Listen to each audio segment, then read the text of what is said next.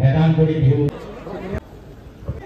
সন্মানীয় ডক্টৰ হিমন্ত বিশ্ব শৰ্মা আমাৰ সকলোৰে জীৱনৰ আপোন মুখ্যমন্ত্ৰী তেখেতে কাৰ্বি আংলং জিলাৰ বহুকেইটা বিহু সমিতিৰ চৰকাৰী ৰাজ সাহায্য প্ৰদান কৰিবৰ বাবে ইয়াত আগবাঢ়িছে।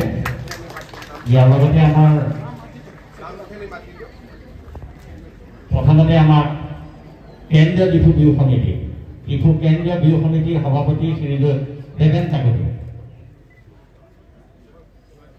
চৰকাৰী অনুদান হিচাপে তেখেতসকলে লাভ কৰিছে 13 লাখ টকা।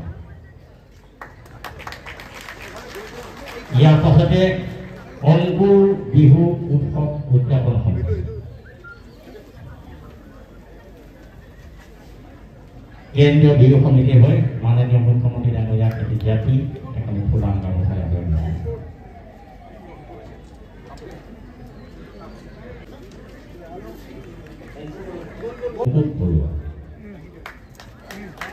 এখনি ফুলাম গামোচা মাননীয় মুখ্যমন্ত্ৰী ডাঙৰীয়াক কেন্দ্ৰীয় বিহু সমিতিৰ তৰফৰ পৰা অৰ্পণ কৰা হৈছে। ইয়াৰ পাছতে মেদানগুৰি বিহু উদযাপন সমিতি সভানেত্ৰী শ্ৰীমতী মীৰা গোস্বামী। ইয়াৰ পাছতে আমি নিমন্ত্ৰণ কৰিছোঁ basic school colony Bohag Bihu উৎসৱ উদযাপন সমিতি। ইয়াৰ পাছতে শ্ৰীমন্ত শংকৰদেৱ সংঘ বটলীয়া কৰা সভাপতি শ্ৰীযুত কেশৰণ হাজৰিকা। সকলোকে আমাৰ মাননীয় মুখ্যমন্ত্ৰী ডাঙৰীয়াই চৰকাৰী ৰাজ সাহায্য হিচাপে 13 লাখ টকাকৈ অৰ্পণ কৰিছে।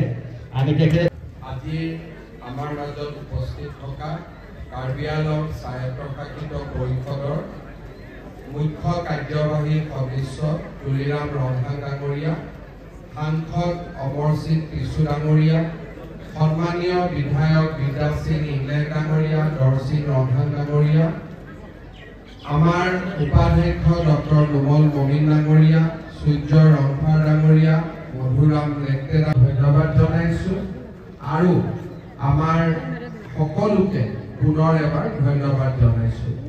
বহাগ বিহুৰ বতৰ, মই সকলোকে বহাগ বিহুৰ বহুত বহুত শুভেচ্ছা জনাইছোঁ, শুভকামনা জনাইছোঁ।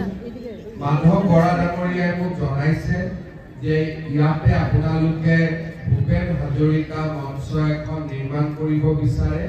সেই অনুষ্ঠানটি নিৰ্মাণৰ বাবে মই আপোনালোকক 1 কোটি টকা চৰকাৰৰ ফালৰ পৰা আগবঢ়াম যাতে সুন্দৰ কৰি মঞ্চখন নিৰ্মাণ হয়।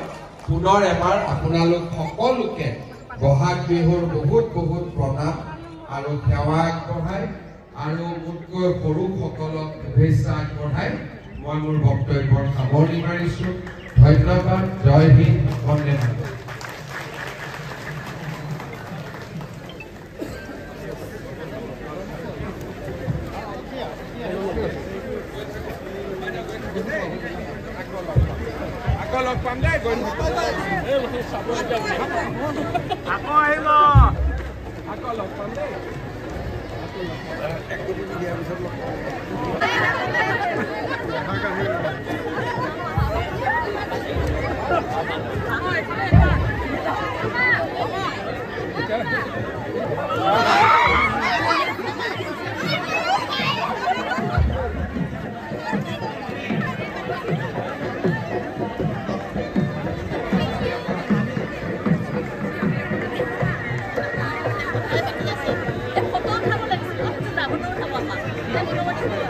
Vamos.